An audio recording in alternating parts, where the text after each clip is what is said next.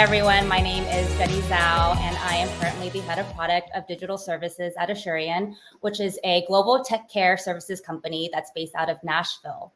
I'm here today to talk to you about the art of getting promoted. So first, I'd like to start by sharing a little bit about myself. This is a picture of me with my parents. I immigrated to the US from China when I was 2 years old. Growing up to Chinese immigrant parents, I was always told that if I worked hard, got good grades, and kept my head down, and stayed out of trouble, I would become a doctor. That was the formula for success. What a stereotype, right? Well, obviously, I didn't become a doctor, but I did work hard, I got good grades, and I got into a good university. And so far, the formula seemed to work pretty well for me. The first time I got passed up for a promotion, I was frustrated, angry, and baffled. You see, I did my job and I did it really, really well. I worked hard, long hours, and never complained, just as my parents had taught me. This was the formula for success, right? Yet, someone who hadn't worked as hard and had put in less hours than me ended up getting the promotion. Why? How had the formula for success failed me? The guy that got promoted was a white male, and while there's nothing I could do about that, I now realize there was something he did, whether consciously or not, that I didn't do, and it made all the difference. We'll get to what that was in a little bit. So, why am I here today? I realized my experience was not unique. In a recent study, it was found that while women on average received higher performance ratings, they were 14% less likely to be promoted than their male colleagues. The study found this was largely due to the emphasis placed on an arbitrary category called potential that is ripe for bias. I'm here today because I'm frustrated by the lack of women in leadership positions, and I imagine you are too, which is why you are here with me today. While we can't control the unconscious biases of others, I'll cover some things we can do to improve our chances of having more women in leadership roles, other than starting our own companies. I only have less than 20 minutes, so this is by no means exhaustive or a one-size-fits-all approach, and I recognize everyone's circumstance is unique. But I do hope if you're seeking a promotion, you will take away at least one or two things you can start doing right away. So I've broken these down into 4 main categories. First one is building credibility. This is the most obvious one. If you want to get promoted, you need to be really good at your current job. If you're not, or you're not in an opportunity to shine, focus on getting better at your current role or move to a job or situation that lets you be really, really good. When I was promoted to a director of product management here at Asurion, there were 3 things that helped me build my case. The first one was I was deeply involved in my personal as well as team goal setting, just like the previous speaker was talking about. So for us, this is part of our performance reviews. And by partnering closely with my leader, we made sure my goals were clearly aligned with important things that the company cared about. When the goals were set appropriately, it made my broader impact obvious. And it also gave me a chance to set goals that I could actually achieve. This set me up nicely so that people knew I was accomplishing things that mattered. You should do the same if you're not already. Take a look at what are the most important things your company or organization care about and connect the dots between your personal goals and those broader goals. Then make sure you actually achieve them. Second, help your team succeed and make them look good. As the saying goes, a rising tide raises all ships. Where possible, I try to remove obstacles for my teammates or help them grow professionally, even when I was an individual contributor. I also made sure our team wins were widely broadcasted. This created opportunities for leaders to associate me with those wins as well. Not only did I get promoted, but so did other members on my team, including several engineers and UX designers. This helped me build credibility not only with the senior leaders, but also with my team and my peers. And third, be known for being the go-to for something. For example, in addition to being the subject matter expert of our team's products, I also became a go-to for championing product best practices, for building high-performing teams, diverse and inclusive teams, and for developing people. I call this out because being a go-to can be technical, or it can also be something else that's important to the company. And in my case, Asurion has really put a lot of emphasis on improving diversity, equity, and inclusion in the last few years. So I was actually able to channel one of the areas I'm most passionate about into an asset. Ultimately, it's not good enough to be good. You must also be known by others for being really, really good at your job. All right, second, serve yourself on a silver platter. So basically what this means is figure out how you can package yourself up for your leader to make their job to promote you as easy as possible. In many companies, especially larger ones, a promotion is rarely determined by one person. It usually needs to be agreed upon by a cross set of leaders, which means your boss not only has to believe you deserve it, but they also have to convince others that you deserve it. So here are 4 things you can do to help your boss help you. So this scene is from the movie The Notebook, and this is that moment where Ryan Gosling's character Noah is yelling at Rachel McAdams' character Allie, saying, "What do you want? What do you want?" And if you've never vocalized to your leader what you want next in your career, go do that ASAP. This seems obvious, yet so many people don't do it, especially women. Going back to that first story I shared about getting passed up for a promotion, the biggest mistake I made was not making it loud and clear that I wanted a promotion. I had assumed by doing the work, the leaders would see that I was gunning for that next role. It turns out I never even had a chance because the guy who got it had been making it clear ever since I remember meeting him that that was the role he wanted next. It was something I never did. And whether or not it would have resulted in my promotion earlier, no one will know, but it would have at least given me a shot versus no shot at all. Figure out what you want and why you want it. This is always time well spent. If you're not sure, that's okay too, but I found it's always better to choose a direction in the meantime until you do figure it out. It's kind of like a product roadmap. Having something out there is often better than nothing because it invites feedback and participation. And like a product roadmap, things can change based off of new information. Some things you can ask yourself include, what roles interest me and why? What makes me a good fit for those roles? Do I want to be an individual contributor or a people leader? Do I want to stay on the team or do I want to try something different? And once you know what you want, make sure your boss knows, make sure your boss's boss knows, make sure your team knows, anybody. People can't help you if they don't know what you want. Next, bridge the gaps between your role now and the next role you want. So while some lucky people have amazing leaders that help them do this, many don't. And if you want to get promoted, you have to be willing to do the research.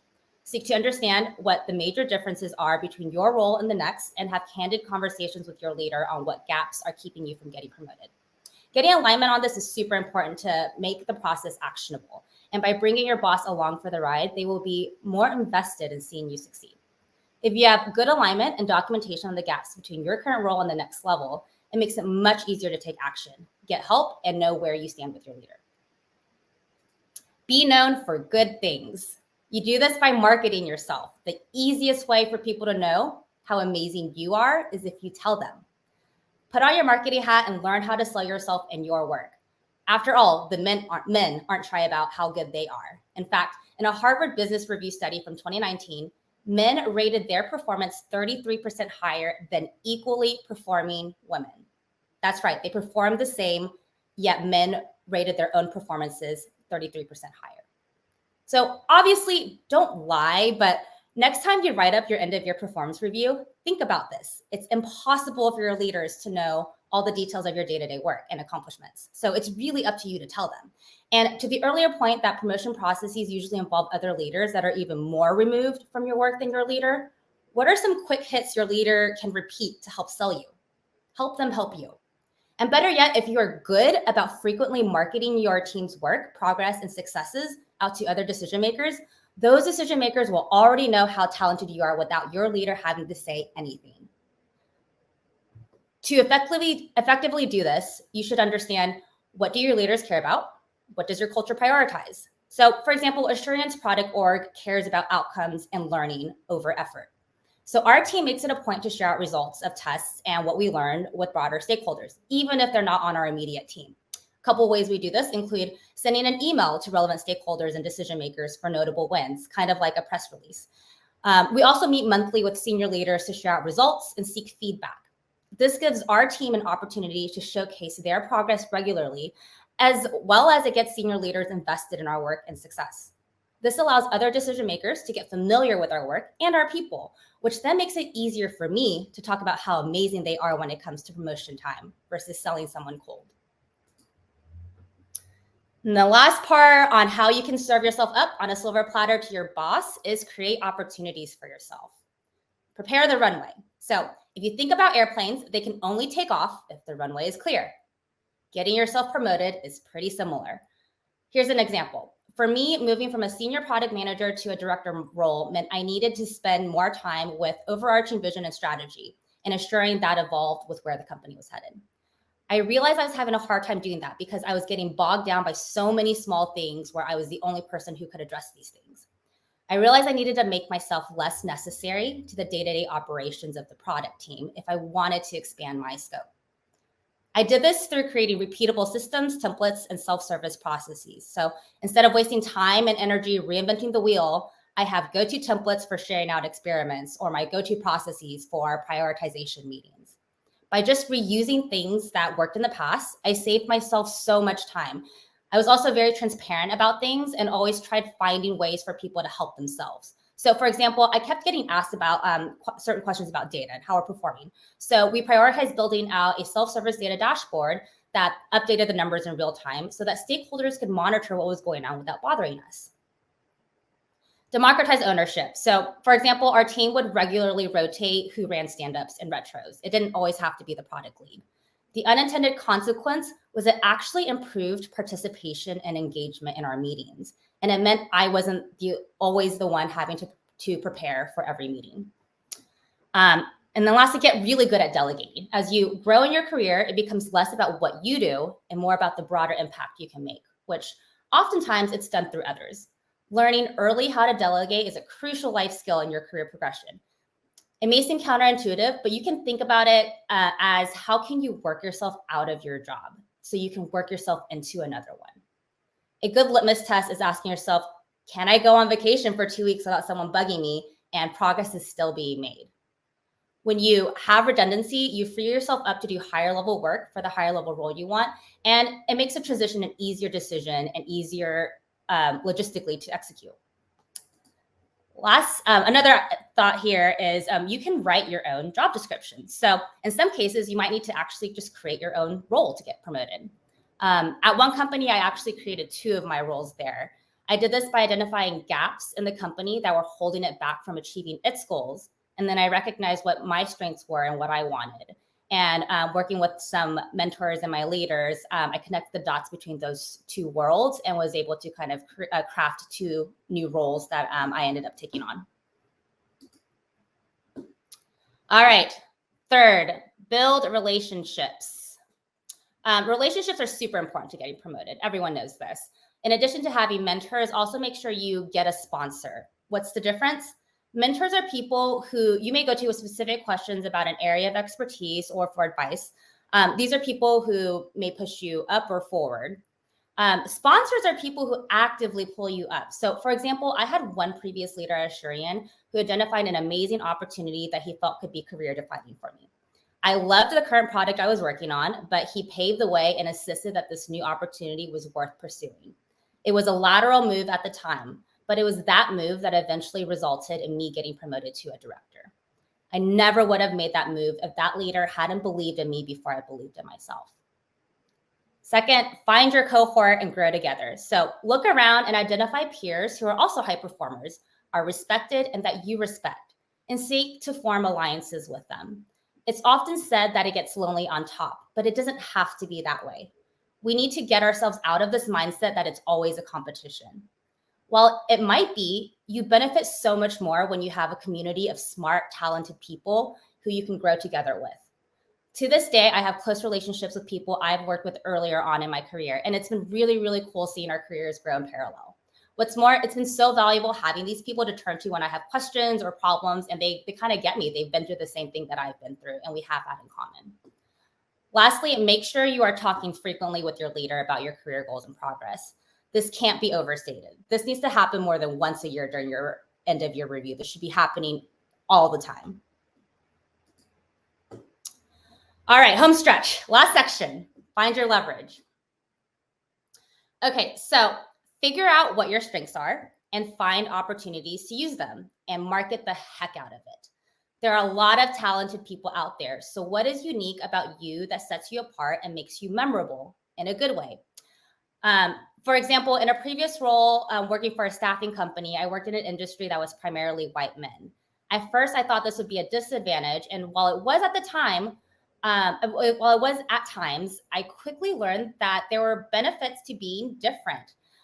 In a sea of Johns and Matts and Steves, being a Jenny just inherently made me stand out and made me more memorable so that when there was an opportunity to provide our service, they called me because they remembered who I was. Lastly, if you have done literally all of the things we've covered and you keep getting passed up for promotions, it might be time to find a new place. In the previously mentioned MIT study, men who were passed over for a promotion were 35 to 40% more likely to leave than female employees. Sometimes even that unconscious bias of men results in a man getting promoted over a woman. And if that's the case, sometimes we have to be brave enough to know our worth and stand up for ourselves and find us a place that values us. In summary, these are the 4 sections we covered on things you can do. Be really, really, really good at your current role. Make it easy for your boss to advocate for you. Build relationships up, down, around, and know your worth. As a bonus for allies and leaders out there, learn to recognize where you or your company's promotions processes might be biased. What you can do is to support the amazing women on your team is build their confidence, ask them the right questions if they aren't proactively offering things up. I will never forget being sat down by a VP once early in my career at Asurion, and he asked me just what I wanted to do out of the blue. And it was that meeting that I mentioned I was interested in product, and I would love an opportunity at some point to try it. 2 months later, I got the opportunity to be a product manager. These things are important. Third, find her opportunities to shine, whether that's setting up a monthly leadership cadence like our team does, or bringing up a shiny opportunity to her that you think she will do well in. Good leaders find opportunities to help their people grow. And lastly, the most obvious one, promote women. Thanks so much for joining me today. I would love to know what you thought about today's talk. So feel free to share your thoughts with me on LinkedIn. That's my LinkedIn right there.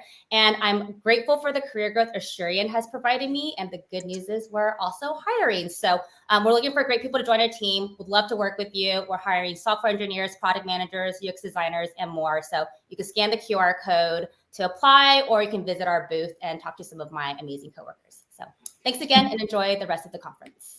Do both, scan and go visit the booth and maximize your chances, you know. I just feel so energized with your presentation. I think that it was super useful. There are so comments in the chat and people were looking forward to this presentation because yes, women do want to get promoted. Someone shared, I just started my role, but I already want to get promoted. I was actually we need more women up there. I was blown away with the stat that you shared that men actually rated their performance 32% higher than women with the same result. This was oh my God, seriously? We should, do better. And yeah, absolutely. Something interesting that you mentioned, creating a job description, maybe that doesn't the job and a job description for the job you want to do, which doesn't exist at the company. And that was super interesting, I think. And maybe something interesting for our people. There is a question, let's take it. How do you deal with the situation where someone else takes away your wins and credits? Yeah, that's a really great question. So I generally like to start with giving people the benefit of the doubt. So first, I might start pulling them aside one-on-one, maybe after the meeting happened or wherever that situation occurred, and address it directly with the person that's doing that to make them self-aware that that's happening. In most cases, it's innocent, but if it's done egregiously, then be the one to share it before they do.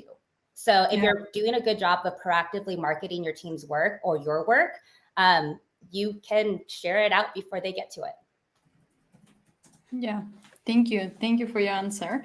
And I think we're just on time and we took 1 minute for the question. So thank you so much, Jenny. I think people were asking about your slides. They wanted to go back to different parts, but I think the best would be if they just follow up with you on LinkedIn or drop by Assurion's booth. Yep, sounds good. And I'll find a way to share the slides somewhere. So I'll get that figured out. Thank you, Jenny. It was really awesome to have you with us, and thank you for a useful presentation today. Thanks for the time.